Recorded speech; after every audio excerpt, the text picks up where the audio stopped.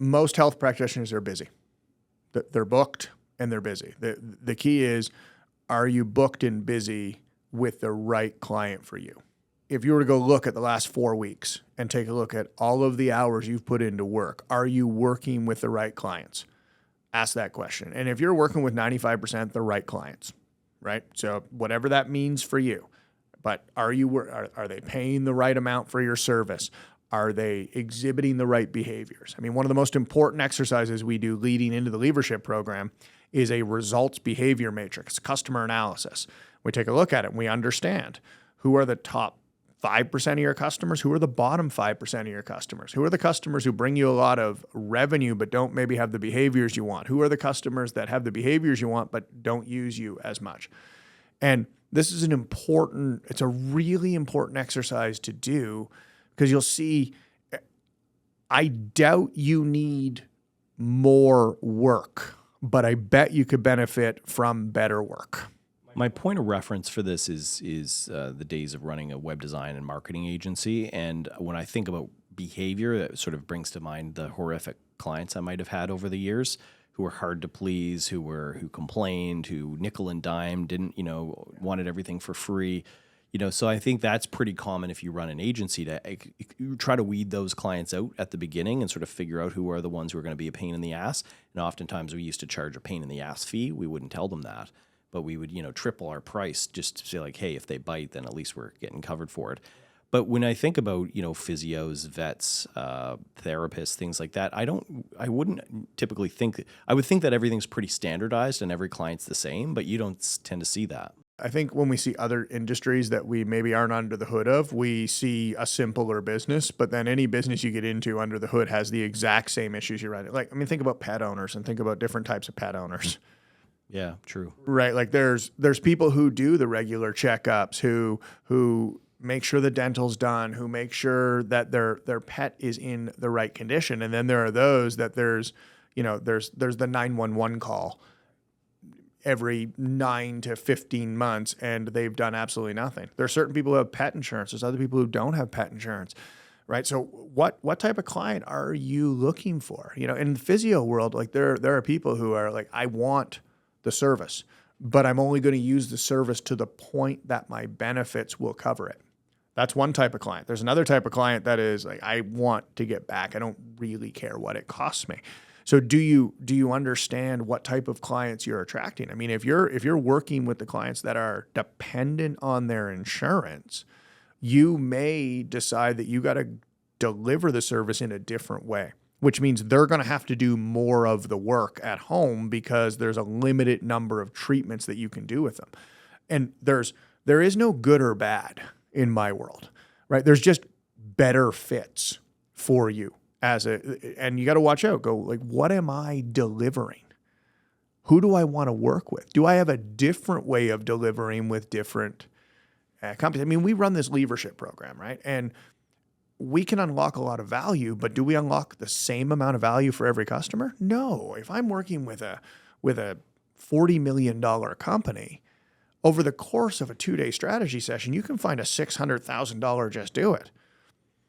I'm working with $1 million physio clinic. There's nothing in the world we're going to do to find a $600,000 just do it, right? So this is not about your value to the world. And this is what I talk about with technicians. This is about who are you delivering your value to unlock, because only when you're working with your customers can you actually live and unlock the value. So think about that for a second and go, okay, what kind of customers are my best customers? And we force this grid, this is 2x2, right? 25% of your customers have the results and the behaviors. Results mean they give you the dollars. Behaviors mean they pay on time. They don't have the pain in the ass quotient. What does that look like?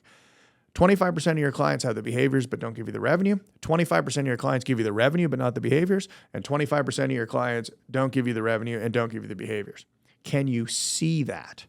Do you know who they are? And by doing that exercise, even by starting to place the customers, you will start to articulate who you like working with and why. Now there's a whole bunch of questions that we can ask, but if we move that to sales, I want to focus my sales effort on those top 25% clients. How do I get more of them so that I can make the whole business better? And if you ask people when they're looking, do you need work? And they say, no, I'm busy. That's the classic one, right? I love the line, I'm busy, I'm busy. It's like some badge of honor. Busy is the new stupid as far as I'm concerned.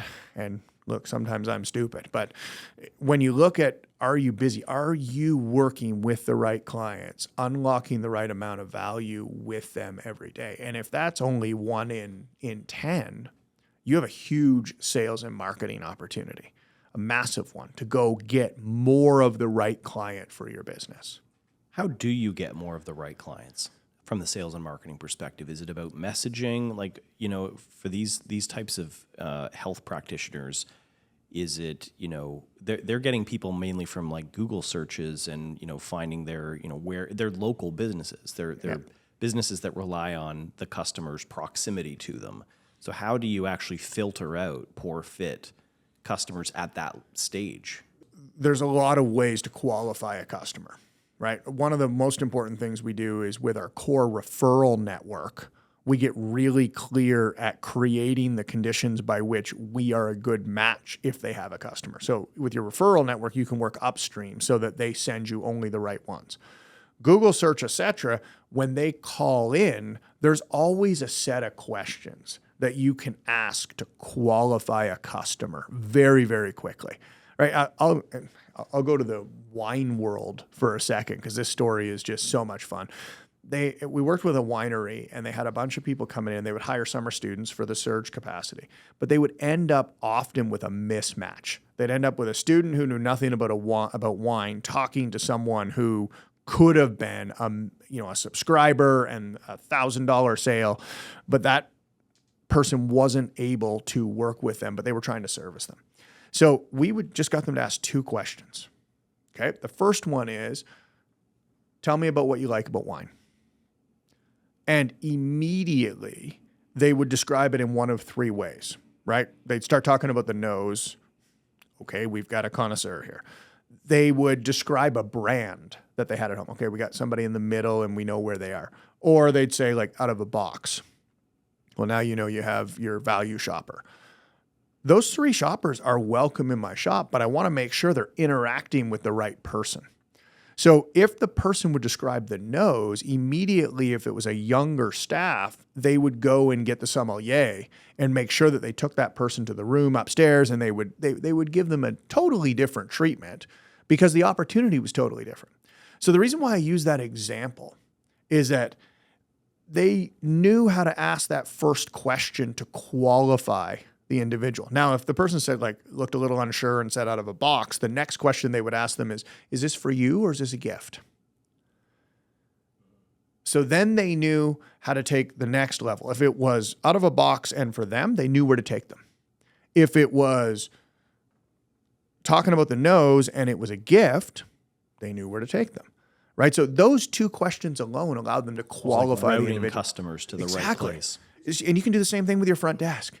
This is a simple set of 2 questions that you need to ask in order to qualify. And almost every business has 2 questions you can ask to qualify the customer in the right bit. And if it's not the right fit for you, it doesn't mean you just say, no, go pound sand. We start to understand when it's not the right fit for us, it may be the perfect fit for another business. So then in a number of businesses, we've actually set up referral arrangements where the companies make a mailbox money because they do such a good job in one area. When they get a customer that's not their ideal fit, they refer it out to 2 or 3 others and they start making referral money out of their referrals and they make extra gross margin off of that because it's just free dollars and they don't have to deal with the wrong type of client.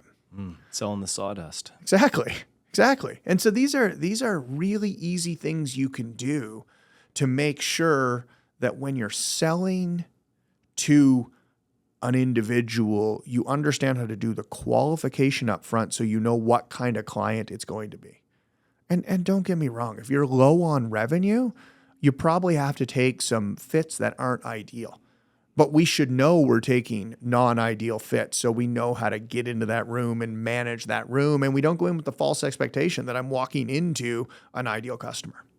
With the Levership program, this is a 12-month cohort-based program where you walk the clients through this sort of process to be able to identify their right fit customer. Can you talk more about that? Yeah, that's right up front. We'll do that right up front. After we do the financial forecast, we'll get into the customer analysis exercise, and that's a one-on-one exercise leading in so that we can all get really clear on what is the right type of customer for your organization. And, sometimes this is a hard conversation. Most times it is, but sometimes it's a really hard conversation because they have to ask themselves hard questions about what type of customer do they actually want. And the worst one is the one that I really, really like the person, but they're the wrong fit for the business. That's way harder than I don't enjoy the client and they're not the right fit. Those are easy. But what's really fun is you actually, when you do this, you start to find out that your bottom 2 to 5% of customers, you're normally paying to serve them. You're not actually making any money. You're making revenue, but you're not making any gross profit or any profit off them. And if you could just trade out your bottom 5% of customers for ones that look like your top 5%, how much better would your business be? And the order of magnitude is normally huge. The financial forecast is great to get visibility, and people love it because they've normally not done it. But the customer rationalization, the customer analysis is normally where the future of the business starts to come alive. And you combine that with a pricing exercise around those, because once you get clearer on what you offer, now it's easier to put the right price on it because the clients value it. Right. So that whole view allows you to start to focus your sales process. So even people who are completely overrun with work ideally are running an active sales process to increase the quality of the customers coming in. Love it. So if people are interested in checking out the Levership program, go to levership.com. There's information about it. You can apply to join the next cohort, which starts in October. Hope everybody enjoyed this episode. We'll see you next time. If you enjoyed this episode and want to help this podcast grow, please share it with your friends and colleagues. That would mean the world to us.